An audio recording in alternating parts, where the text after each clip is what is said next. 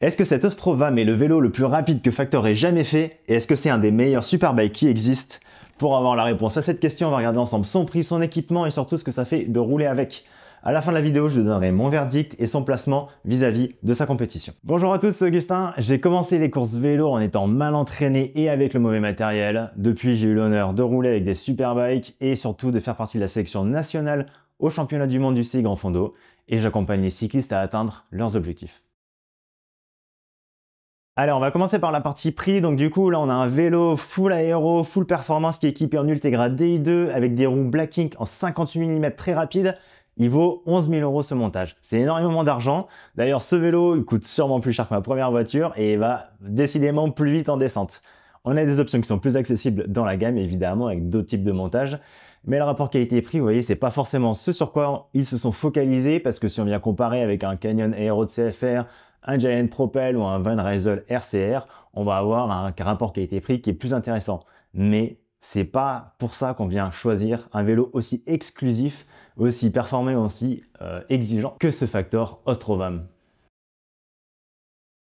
Pour parler de la partie équipement, montage, look de ce vélo, c'est un super bike. C'est un vélo qui a été designé pour la vitesse. Il y a tout qui respire ça, qui crie ça en lui. C'est un peu comme une Ferrari. Je disais juste avant, c'est pas ce qui est le plus efficient en termes de coût. Non, on pourrait acheter une Honda Civic si on veut juste du rapport qualité-prix. Là, c'est un vélo qui a été pensé en soufflerie, qui est optimisé pour la performance. Ça se voit, on a un tube de direction qui est très fin et qui est très profond. Pareillement pour les lames de la fourche, on est venu avoir plus de profondeur et plus de finesse. Donc c'est un travail très spécifique qui a été réalisé pour avoir plus d'aérodynamisme. Évidemment, sur ce niveau de conception, ce niveau de gamme, là on a tout qui est intégré, tous les câbles, on n'a absolument rien qui est apparent. C'est très bien fait, c'est un petit bijou là-dessus. Pareil, on a un cockpit intégré qui est du plus bel effet. Il est très agréable à prendre en main. Ça, c'est une vraie réussite. Pareil, on a des bases arrière qui sont extrêmement larges. J'ai jamais vu des bases arrière aussi larges. Alors, faut savoir un petit truc sur moi, je suis un peu un alien là-dessus, j'ai des pieds qui sont très grands malheureusement. Et du coup, mes pieds, en fait, ils viennent frotter sur les bases arrière. C'est quelque chose qui m'est jamais arrivé, tellement elles sont larges et elles prennent de place. Bon, avec un petit peu de Clear Protect dessus, il n'y a pas de souci, ou un petit ajustement de position, c'est quelque chose vraiment qui peut venir se régler facilement. Un autre détail qui n'en est pas un, c'est les porte-bidons qui ont été conçus en même temps que le vélo en soufflerie pour avoir la traînée aérodynamique la plus faible possible. Et un détail qui est très appréciable et très apprécié et qui montre son ADN World Tour, son ADN course absolument, c'est que le porte-bidon arrière, quand on vient enlever le bidon pour le sprint, on va avoir un dégagement pour le flot d'air pour essayer d'avoir la plus faible traînée aérodynamique. Donc vous voyez, c'est un vélo qui est pensé jusqu'au bout des portes bidons pour être aéro. C'est incroyable, genre c'est le genre de phrase que je pensais pas dire dans ma vie. Donc c'est une finition qui est excellente, c'est un souci du détail qui est vraiment rarement vu, rarement égalé. Donc là-dessus, il mérite clairement son statut de superbike. Un dernier point que je mentionne au passage, c'est que le dégagement il est de 32 mm pour les pneus à l'avant, à l'arrière. C'est très important pour l'entraînement. Donc comme quoi, vous voyez, on peut avoir un vélo qui est vraiment focalisé sur l'aéro sans que le confort à l'entraînement ou sur des courses un peu plus exigeantes avec du pavé potentiellement pour les pros, ce soit compromis. Dernier point à aborder avant de se retrouver à l'extérieur en train de rouler dessus, c'est la sacro-sainte question du poids. Question très importante pour tous ceux qui font du vélo de route, un peu trop importante. Juste pour regarder en référence en tête, sur la saison 2024 Tour de France, le poids moyen d'un vélo, c'était 7,5 kg. C'est l'aéro qui fait aller vite et qui fait gagner des courses, c'est pas le poids. Maintenant que j'ai dit ça, le vélo sur ma balance, il est à 7,8 kg sans les pédales, donc le poids commercial classique annoncé, avec cependant les porte-bidons, le support GPS, ainsi de suite. 7,8 kg, un petit peu lourd, on est sur un vélo exclusivement pensé pour la vitesse. Le cadre en lui-même, vous voyez, il n'est pas très lourd, il fait 820 grammes en taille 54, ce qui fait juste 125 grammes de plus qu'un Tarmac SL8. C'est pas très lourd, c'est plus léger que mon Propel. Le montage là un petit peu en Ultegra, il est plus lourd qu'un Dura-Ace, c'est pareil, on a des grosses roues, on est en 58 mm. C'est normal qu'il y ait un petit peu dans mon point. Il est plus lourd qu'un vélo polyvalent, mais il est plus aéro, c'est toujours pareil. Mais à mon avis, si je dois faire un choix, je mise sur l'aéro. Allez, c'est bien beau tout ça, mais du coup, un super bike alors, qu'est-ce que ça donne au roulage? Bah, c'est exactement la réponse qu'on est venu chercher sur ce vélo. Mais d'abord, avant tout ça, pensez surtout à bien vous abonner à la chaîne, appuyez sur le bouton abonner, vous avez les notifications aussi si vous voulez, c'est super important. Et vous venez de dépasser le cap des 1000 abonnés, donc vraiment 1000 fois merci. Un merci pour chacun d'entre vous, je trouve ça absolument incroyable. Je vais faire une petite vidéo FAQ, donc posez-moi vos questions, même personnelles, hein. Je pense que il y en a beaucoup qui sont assez curieux, donc posez-moi vos questions en commentaire ou sur le forum, il y a le lien directement dans la description. Et du coup, j'y répondrai dans la prochaine vidéo. Quand on vient parler d'un vélo et des sensations que ça fait d'être dessus, il y a deux grands éléments qui viennent rentrer en compte. Le premier, c'est la forme, la géométrie du vélo. Et puis après, la forme des tubes. Vous voyez, par exemple, quand je vous disais qu'on a les bases arrière qui sont très larges, surdimensionnées, et c'est ce genre de forme là qui vient jouer par exemple. Et le deuxième, c'est ce qui se passe à l'intérieur des tubes. Donc comment est-ce qu'ils sont venus poser le carbone, comment est-ce qu'ils sont venus jouer avec, parce qu'on sait que le carbone c'est fantastique. On peut faire plein de choses avec. Et deux câbles qui ont la même forme, ils n'auront pas les mêmes caractéristiques. Alors pour parler sur une taille 54, donc M, on a un angle de tige de selle qui est à 74 degrés. Donc c'est intéressant parce qu'on a un vélo qui a une géométrie qui est moderne. Avant, vous voyez, on était plus sur du 73 degrés. Et on se rend de plus en plus compte sur ces super vélos qu'il faut avoir le cycliste qui soit sur l'avant pour être bien puissant et pour bien monter dans l'école.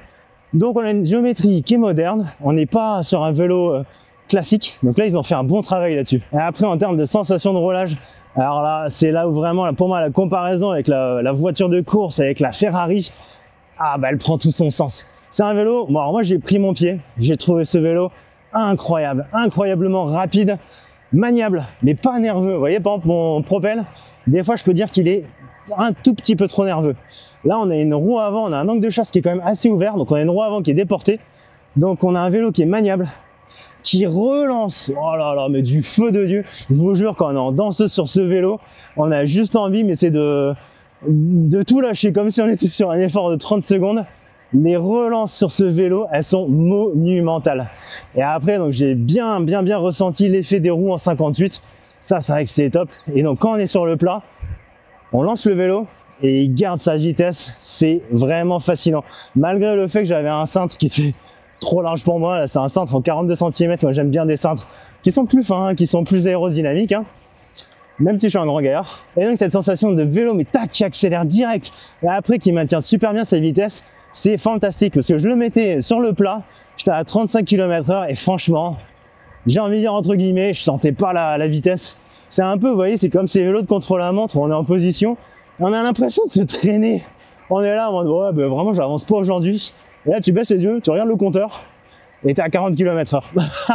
Là, c'est un peu pareil. Et le pendant, quand on a un vélo qui répond au taquet comme ça, forcément, c'est l'exigence. On est sur un super bike. Je faisais la comparaison avec une Ferrari. Et vous voyez, il n'y a personne qui va penser à prendre en daily une Ferrari, comme on dit dans le milieu de l'auto. Là, c'est un petit peu pareil. Si on n'a pas les jambes, je pense que c'est pas le vélo que tout le monde peut emmener, même si on voudrait. Et en fait, le confort sur ce genre d'avion de chasse, il vient vraiment avec la vitesse. Plus on va vite, plus c'est confortable. Et du coup, si c'est pour faire de la balade, je pense pas que ce soit le premier choix à faire. Alors, mais par contre, si on a envie de faire des sorties rythmées, des courses, de s'aligner sur des départs, mais vraiment, alors le vélo, mais ce vélo, c'est un partenaire de jeu. Et tout est pensé pour l'aéro, quoi. C'est-à-dire que je vous disais, on a les portes bidons aéro prêt à dégainer pour le sprint. Mouah, fantastique. Merci Factor. Et en boss, très satisfait. Je trouve que c'est un vélo qui est facile à vivre entre guillemets quand on est sur des efforts lisses, au seuil ou au-dessus. Là, quand on est au-dessus du seuil, il excelle. Et quand on vient se caler, par exemple sur une montée de col, ça monte très bien. Il n'y a pas de souci. Et je serais très curieux de voir ce que ça donne avec des roues un peu plus fines, un peu plus légères. Vous voyez, des 40-45 mm. Et ça, le gros avantage de chez Factor, c'est qu'on peut venir personnaliser ce vélo. Alors je vous en dis pas plus parce qu'on y revient après dans la vidéo, mais son avantage compétitif majeur, c'est qu'on peut venir le customiser. Et pour moi, ce Factor, c'est vraiment le vélo parfait, mais parce que je réponds un petit peu au cahier des charges, qui est de venir gagner des courses le plus rapidement possible et à un assez haut niveau. Vous voyez, je vous parle, là je suis à 32 km/h. Je pense que tout le monde ne peut pas venir l'emmener et je me dis, il y a un créneau qui est possible pour Factor, qui est de venir faire des vélos avec la même prestation, la même proposition qui est excellente. Ce positionnement, je trouve avec des finitions inégalées, trop bon. et faire ça avec un vélo un peu plus polyvalent qui peut être emmené par tout un chacun. Et là, bah, c'est banger, hein, c'est banco. S'ils font ça, ce serait incroyable. En attendant, pour son cahier des charges, c'est dur de faire mieux que ce vélo. Vraiment, il mérite clairement sa renommée de machine de course. Regardez si on n'est pas bien à Toulouse, avec ce ciel bleu, ce soleil, un super bike des familles. Ce vélo, il a une gueule d'enfer. Il est trop beau. C'est fou parce qu'il y a vraiment un truc qu'on ne mesure pas du tout. En fait, quand on voit ces vélos aéros, parce que nous, d'habitude, en fait, on les voit de profil. Mais un vélo, ça avance pas de profil, hein, ça avance de face. Et en fait, quand on est de face, ces vélos, c'est aéro, c'est des tiges, c'est super bike, c'est des tiges. Regardez l'épaisseur, ça c'est mon doigt, hein. Je sais pas si vous voyez, l'épaisseur de la tige de selle. Elle est minuscule. Mais regardez, la largeur de la selle comparée à la tige de selle. Et quand on voit le vélo de face ou quand on est de dos, hein, derrière quelqu'un qui le pilote, c'est flagrant. Le vélo, il disparaît complètement sous le cycliste.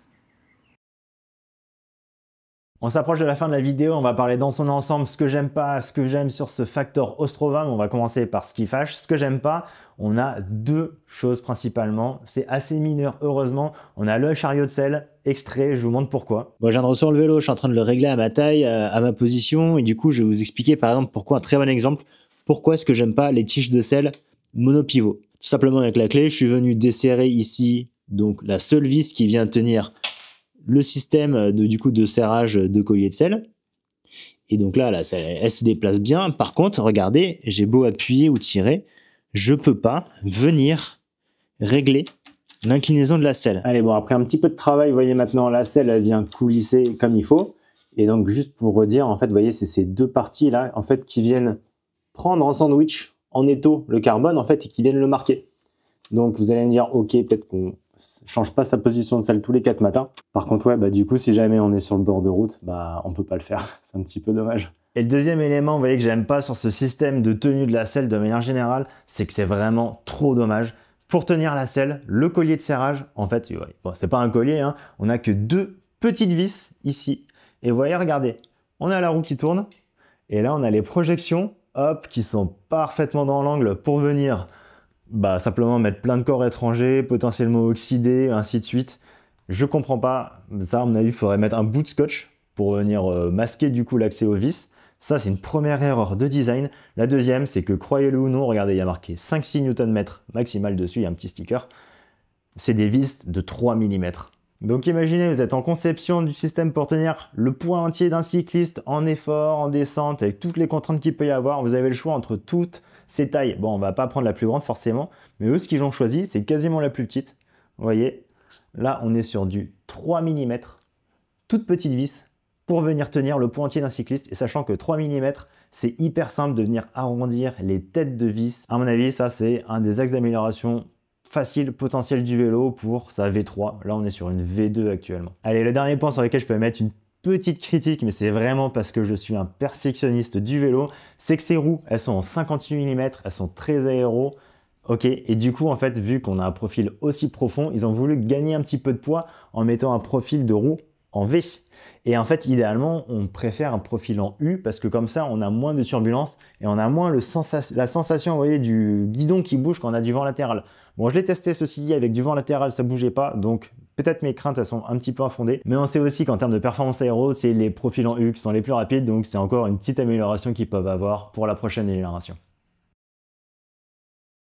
Dans les points forts de ce vélo, il y a un point qui revient, qui est monumental et qui le distingue très nettement de sa concurrence, c'est la personnalisation. Et pour en parler, on va voir directement le spécialiste au magasin.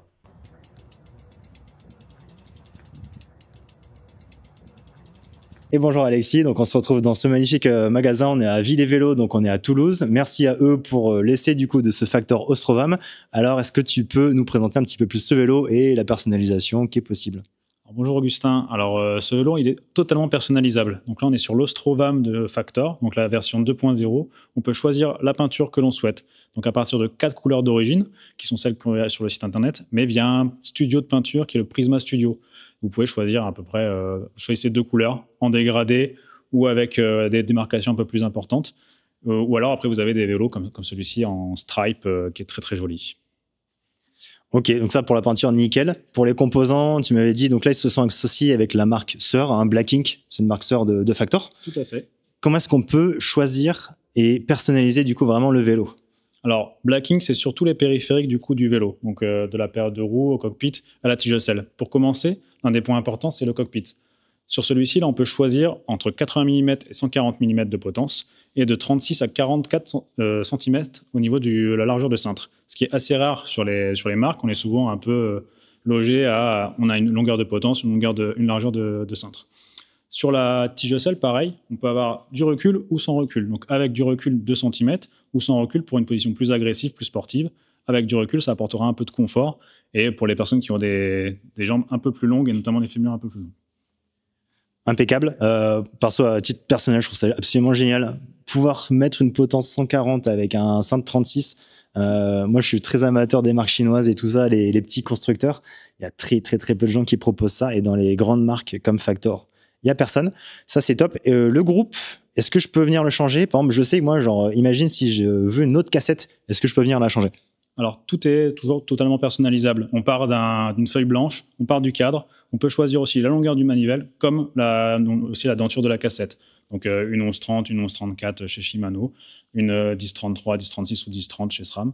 Donc, on peut aussi choisir, comme je vous l'ai dit, du coup, un SRAM Red ou un Ultegra DI2, en passant par le Durace également. Au top. Et puis, du coup, dernière question, les roues alors? Ouais, donc les roues, le vélo a été construit à partir des roues Black Ink, donc ce sont les 48-58. Roulement céramique speed, on a des rayons carbone, elles sont faites pour ce vélo. Vous pouvez essayer de les changer, mais le vélo n'aura jamais la même capacité, la même efficacité au pédalage. Bon, on va faire confiance aux ingénieurs de chez Factor qui sont venus le développer en soufflerie. Merci Alexis, merci pour cet essai et n'hésitez pas du coup de venir au magasin Ville et Vélo pour venir l'essayer. Bon, ma conclusion, mon verdict, ce vélo, est-ce que je l'ai apprécié? Oui, beaucoup. D'ailleurs, ça va être un petit peu dur de le rendre. Mon banquier va quand même être très heureux, je pense que je reste raisonnable. Je rigole, hein, mais bon, en fait, ce qui est cool, je trouve, c'est qu'on peut le personnaliser. Les autres marques, elles vous disent, en fait, vous voulez changer le cintre? Oui, vous pouvez, hein, mais par contre, faut en acheter un en plus. Démerdez-vous. Franchement, c'est pas sérieux. Imaginez, vous allez acheter une voiture, parce que là, on est quand même sur un ticket très élevé. Hein. Tous les vélos dont je parle, ils dépassent allègrement les 10 000 €. On est dans du luxe. Imaginez, vous allez acheter une voiture où on vous dit, les options, monsieur, non, on connaît pas ce mot. C'est n'importe quoi. Imaginez, vous allez acheter un club de golf, une raquette de tennis, un ordinateur haut de gamme, que sais-je, hein, et on vous dit, c'est unique, vous pouvez pas personnaliser. Franchement. Donc ok, ce Factor il est un petit peu cher, mais au moins on peut choisir exactement les composants qu'on veut, c'est des composants de bonne qualité et on a un vélo qui a son image, ça c'est cool. Un vélo qui a une gueule de fou, qui est très joueur à côté de ça, qui est maniable, qui demande qu'une seule chose, c'est d'y aller. Donc moi là-dessus, je signe. Allez, c'est Augustin, j'espère que vous avez apprécié cette vidéo, on se retrouve à la prochaine. En attendant, si vous voulez voir une autre vidéo, juste ici, cliquez, vous avez mon Giant Propel que je viens tester sur 15 000 km. On se retrouve à la prochaine, ciao ciao.